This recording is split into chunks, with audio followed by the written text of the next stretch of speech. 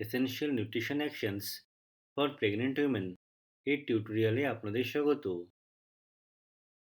এই টিউটোরিয়ালে আমরা শিখব গর্ভাবস্থায় পুষ্টির প্রয়োজনীয়তা, গর্ভাবস্থায় প্রয়োজনীয় পুষ্টিক্রিয়া। এসেনশিয়াল নিউট্রিশন অ্যাকশনস ইএনএ নামেও পরিচিত। ইএনএ হল নারী এবং শিশুদের পুষ্টির অবস্থা উন্নত করার একটি পদ্ধতি। গর্ভাবস্থায় একজন মহিলার শরীরে শারীরিক এবং হরমোনের পরিবর্তন হয়, তার পুষ্টির চাহিদাও বেড়ে যায়। এই সময়ে মা এবং শিশুর স্বাস্থ্যের জন্য পুষ্টি গুরুত্বপূর্ণ। মায়ের গর্ভে থাকা শিশুর পুষ্টির জন্য তার মায়ের উপর নির্ভরশীল। গর্ভধারণ থেকে শিশুর দ্বিতীয় জন্মদিন পর্যন্ত সময়কাল হল প্রথম 1000 দিন। এটি দ্রুত বৃদ্ধি এবং মানসিক বিকাশের সময়কাল। এটি শিশুর এবং তার মায়ের বর্তমান এবং ভবিষ্যতের স্বাস্থ্য নির্ধারণ করে। মায়ের জন্য একটি পুষ্টিকর খাবার তাকে বমি বমি ভাব এবং দুর্বলতা থেকে মুক্তি দেয়। এটি ভ্রূণের মস্তিষ্কের বিকাশে সাহায্য করে। এটি শিশুদের জন্মগত অপূর্ণতার ঝুঁকি এবং মায়েদের রক্তাল্পতা কমাতে সাহায্য করে। আসুন এখন গর্ভাবস্থায় প্রয়োজনীয় পুষ্টি এবং পৌষ্টিক ক্রিয়া নিয়ে আলোচনা করা যাক। গর্ভাবস্থায় প্রয়োজনীয় অনেক পৌষ্টিক উপাদান রয়েছে। প্রোটিন হল তার মধ্যে একটি। প্রোটিন প্রয়োজনীয়তা মেটাতে প্রোটিন সমৃদ্ধ খাবার খাওয়ার পরামর্শ দেওয়া হয়। মাংস, মাছ, মুরগির মাংস এবং ডিম হল প্রোটিনের উৎকৃষ্ট উৎস। ডাল, মটরশুঁটি, বাদাম, বীজ, দুধ এবং দুগ্ধজাত পণ্য অন্যান্য ভালো উৎস। গর্ভাবস্থায় অপরিহার্য ফ্যাটি অ্যাসিডগুলিও গুরুত্বপূর্ণ। এগুলিকে ভালো চর্বিও বলা হয়, যেমন ডিএচএ এবং ইপিএ। মাছ, বাদাম এবং বীজ এই ফ্যাটি অ্যাসিডের ভালো উৎস।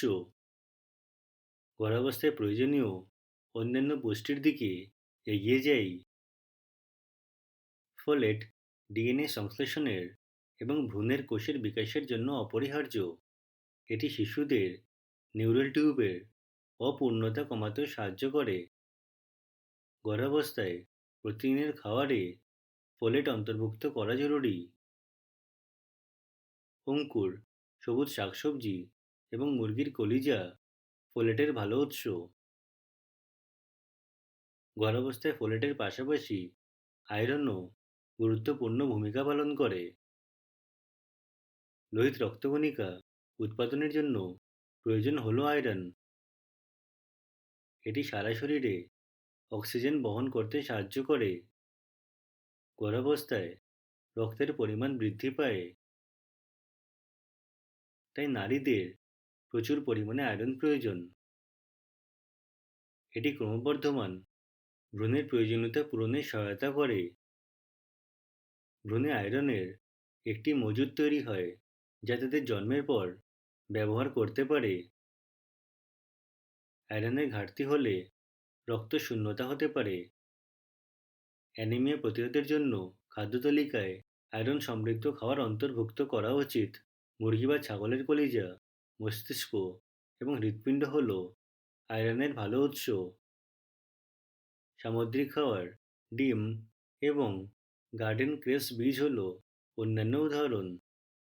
মটরশুঁটিতেও আয়রন রয়েছে। সবুজ পত্রবিশিষ্ট শাকসবজি এবং বীজ, হলুদের গুঁড়ো এবং ধনে বীজেও কিছু পরিমাণে আয়রন থাকে। পরজীবীর কারণেও অ্যানিমিয়া হতে পারে।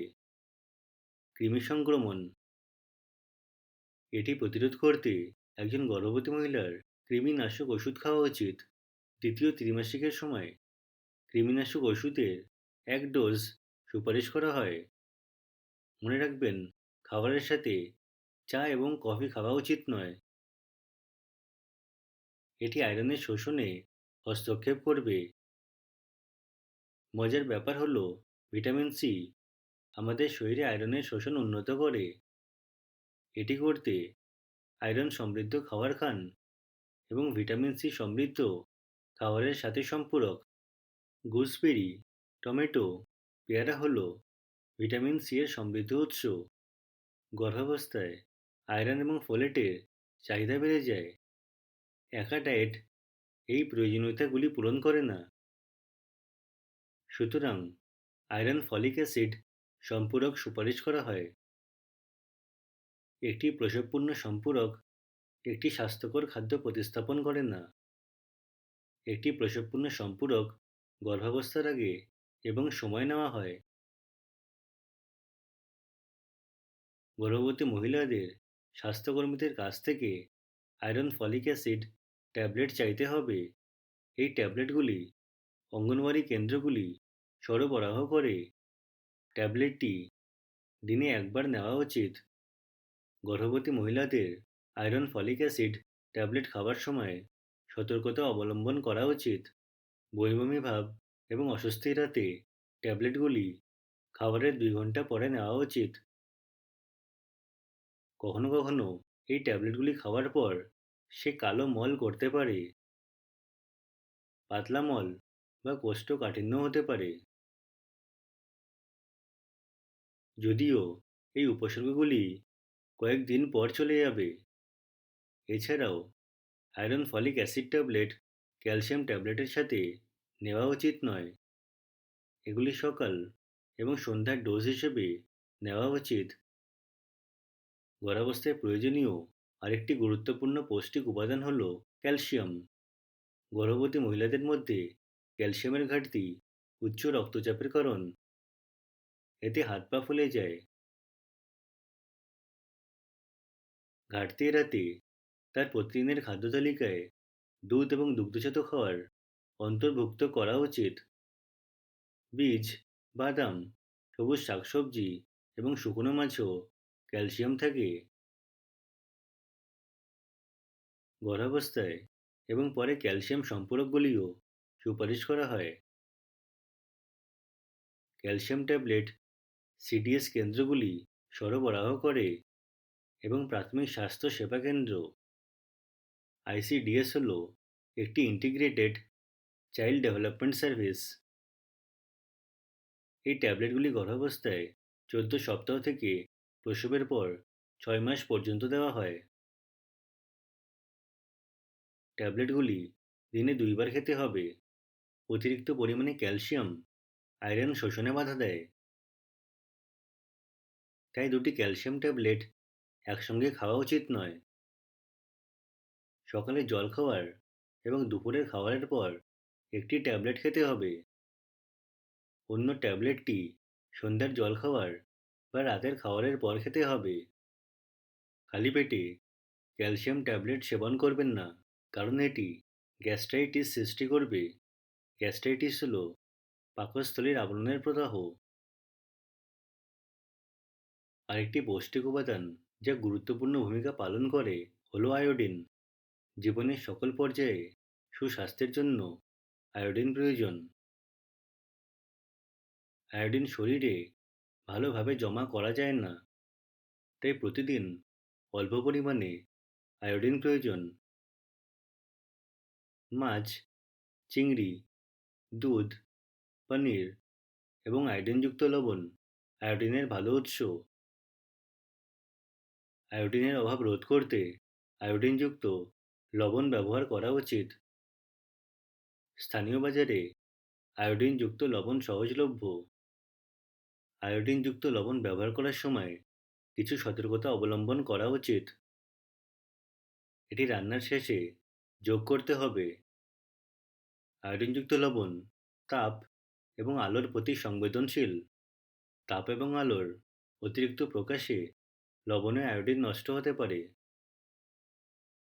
তাই এটি একটি শক্তভাবে আটকানো গাঢ় পাত্রে সংরক্ষণ করুন। গর্ভাবস্থায় গুরুত্বপূর্ণ ভূমিকা পালন করে এমন অন্যান্য পৌষ্টিক উপাদান হল কোলিন এবং জিঙ্ক, ভিটামিন বি 12 এবং ম্যাগনেসিয়ামও গুরুত্বপূর্ণ। কোলিন, ফোলেট এবং ভিটামিন বি 12 একত্রে নিউরাল টিউব অপূর্ণতা কমায়। নিউরাল টিউব ডিফেক্ট হল জন্মগত অপূর্ণতা যা মস্তিষ্ক এবং মেরুদণ্ডকে প্রভাবিত করে। মস্তিষ্কের বিকাশের জন্য কোলিন অপরিহার্য, যেখানে জিঙ্ক ভ্রূণের বিকাশে সাহায্য করে। এই পুষ্টি সম্পর্কে আরও তথ্য অন্যান্য টিউটোরিয়ালে ব্যাখ্যা করা হয়েছে। এই পুষ্টির পৃথক টিউটোরিয়াল দেখুন, যেমন প্রোটিনের গুরুত্ব, কোলিনের গুরুত্ব এবং ফোলেট। এছাড়াও ক্যালসিয়াম এবং এর গুরুত্ব দেখুন। বি 12 এটি স্বাস্থ্যকর খাদ্য। মা এবং শিশু উভয় স্বাস্থ্যের জন্য গুরুত্বপূর্ণ। মায়ের খাবারে অবশ্যই বিভিন্ন খাদ্য শ্রেণী অন্তর্ভুক্ত থাকতে হবে। প্রথম খাদ্য শ্রেণী হল শস্য, শিকড়, সাদা কন্দ এবং কলা। ডাল দ্বিতীয় শ্রেণী এবং বাদাম এবং বীজ হল তৃতীয় শ্রেণী। চতুর্থ শ্রেণী হল দুগ্ধ, মাংস, মুরগি এবং মাছ হল পঞ্চম শ্রেণী। ষষ্ঠ শ্রেণী হল ডিম, গাঢ় সবুজ শাকসবজি হল সপ্তম শ্রেণী। অষ্টম শ্রেণী হল ভিটামিন এ সমৃদ্ধ সবজি, বাকি সবজি এবং ফল নবম এবং দশম শ্রেণী। তাদের প্রতিদিনের ডায়েটে কমপক্ষে 6টি খাদ্য শ্রেণী অন্তর্ভুক্ত করা উচিত। এই শ্রেণী থেকে তার প্রোটিন সমৃদ্ধ খাদ্য শ্রেণী এবং ভালো চর্বি অন্তর্ভুক্ত করা উচিত।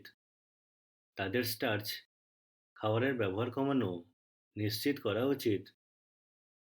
পুষ্টির পাশাপাশি জল খাওয়া গুরুত্বপূর্ণ। প্রতিদিন কমপক্ষে 8 গ্লাস জল অন্তর্ভুক্ত করার পরামর্শ দেওয়া হয়। প্রক্রিয়াজাত, চিনিযুক্ত, নোনতা খাবার এবং ক্যাফিনযুক্ত পানীয় এড়িয়ে চলতে হবে। এমনকি অ্যালকোহল এবং ধূমপান কঠোরভাবে এড়ানো উচিত। এই টিউটোরিয়ালে উল্লিখিত সকল পৌষ্টিক ক্রিয়া মনে রাখবেন। তারা একটি সুস্থ গর্ভাবস্থার জন্য গুরুত্বপূর্ণ এবং সুস্থ ভ্রূণের বিকাশ। এটি আমাদের টিউটোরিয়ালের শেষে নিয়ে আসে। অংশগ্রহণের জন্য ধন্যবাদ।